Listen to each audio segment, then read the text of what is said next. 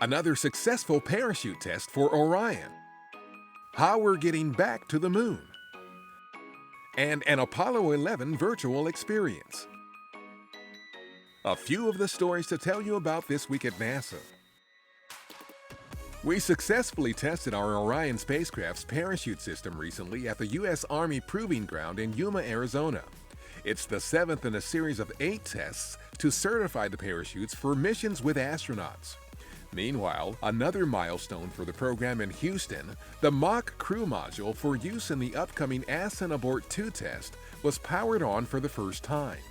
Ascent Abort 2 is a full stress test of Orion's launch abort system planned for April 2019. In case you hadn't heard, NASA is going back to the moon. A new vertical video on our Instagram takes you behind the scenes to show 5 ways we're working to get astronauts back to the moon in preparation for missions even farther into the solar system. To learn more about our moon and the agency's exploration campaign to return to the lunar surface and eventually send humans to Mars, go to nasa.gov/moon to Mars. Houston, Tranquility Base here. The Eagle has landed. July 20th marks the 49th anniversary of Apollo 11's historic landing on the moon. It's one small step for man, one giant leap for mankind.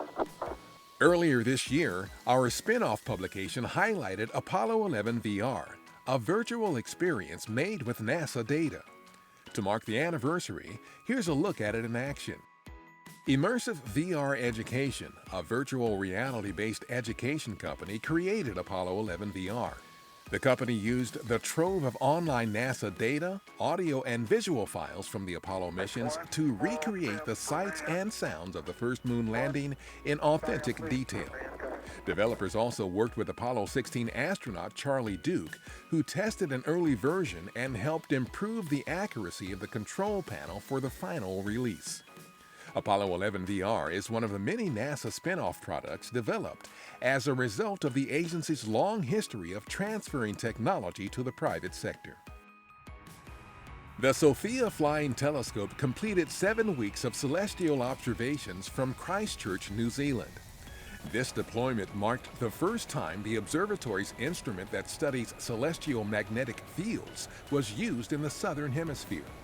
The research could help astronomers better understand how magnetic fields affect processes that occur at the center of the galaxy and around newly forming stars.